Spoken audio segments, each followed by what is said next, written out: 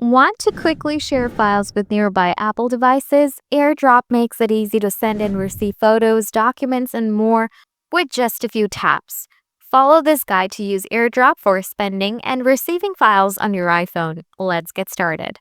Trick 1. Enable AirDrop. Open Control Center by swiping down from the upper right corner or swiping up from the bottom on iPhones with the Home button.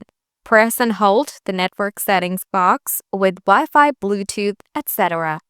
Tap AirDrop and select Everyone or Contacts Only if you prefer to share with just your contacts. Trick 2. Send files with AirDrop.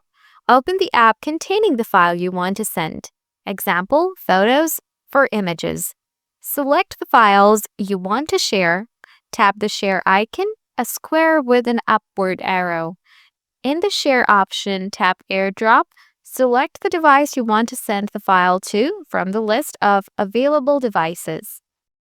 Wait for the recipient to accept the AirDrop transfer. Trick 3. Receive files with AirDrop. Make sure AirDrop is enabled on your device by following Solution 1. When someone nearby sends a file to you via AirDrop, you'll see a pop-up notification with a preview of the file. Tap Accept to receive the file, which will save automatically to appropriate app. Example, photos for images, files for documents.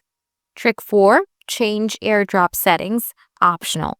Open Settings on your iPhone, tap General, select AirDrop, choose your preferred AirDrop visibility setting, Contacts Only for sharing with contacts, Everyone to allow everyone nearby to send files. By following these steps, you can easily use AirDrop to send or receive files on your iPhone.